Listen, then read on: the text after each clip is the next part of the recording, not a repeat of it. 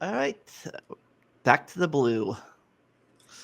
The electors shall meet in their respective states and vote by ballot for two persons, one of whom at least shall not be an inhabitant of the state with themselves. And they shall make a list of all the persons voted for, and of the numbers of votes for each, which list they shall sign and certify and transmit sealed to the seat of the government of the United States, directed to the President of the Senate. And this is some of the first text to go blue in the Constitution, because they quickly discovered that this technically meant that the the system didn't make a clear distinction between who was running for president and who was running for vice president. And Aaron Burr basically tried to declare himself the winner, and this went blue with the establishment of official nominees, essentially, where you have one person who is running for president and another person who is running for vice president. And before that, it was like, well, we're going to vote for this person for vice president, even though they were running for president. And it was a mess, and it didn't work. So this is one that is actually changed because in practice the system was failing.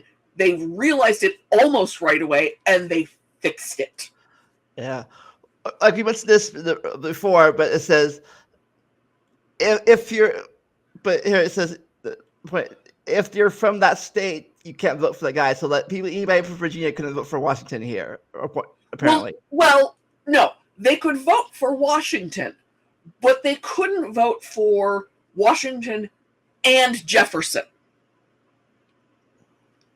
So, at least one. At least one has to be from another state. Got two. They got two votes. Yeah, president and vice president. All right. Which it's not made really clear that that's what it is. That was the intent, but that's not what it says. And it was 1804, I believe, or 1808, that they realized that it wasn't working. The 12th and revamped the whole thing. Number 12. Yeah.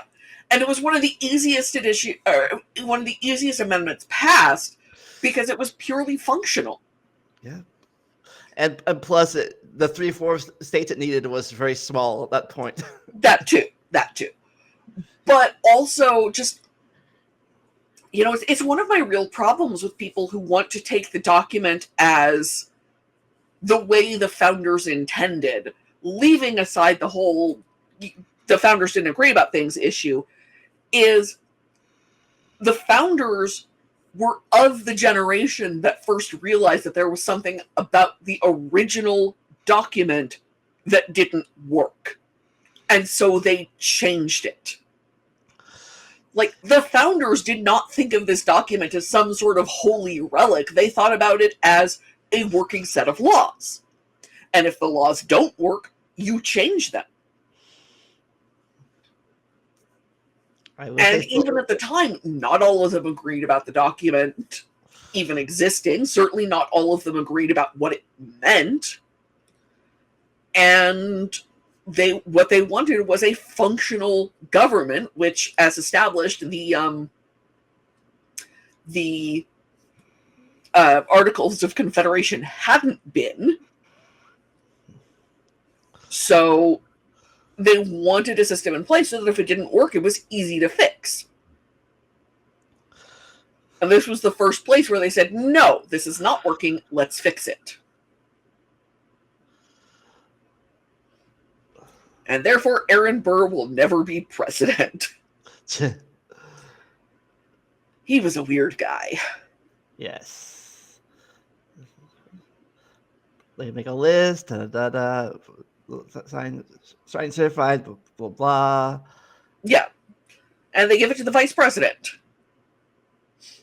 The current one, not the future one.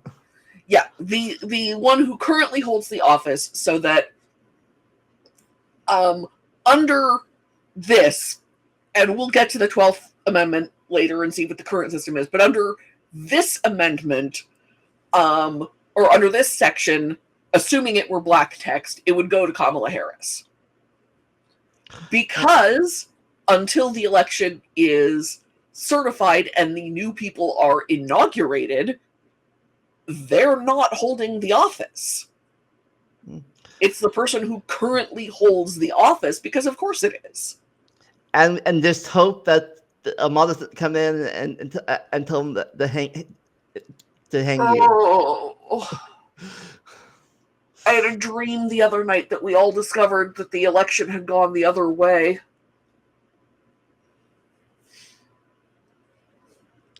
But yeah, they really weren't anticipating a lot of what's been going on in recent years. I don't think they ever anticipated the sheer imbalance in power that we currently see in the Electoral College. Like, the Electoral College is totally a compromise. It's the small states versus the large states again. That's why it exists.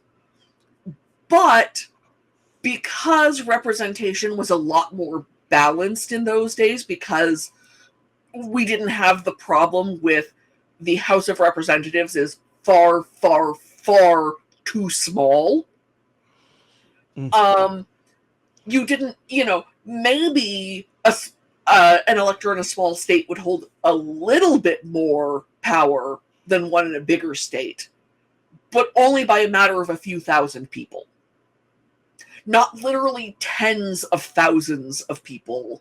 I don't remember exactly what the imbalance is, but it is staggering on a level that I don't think anyone could have imagined in these days. No. So, is all of this gone now, or just some of it? All of this is, well, at the very least, it's all been reworded.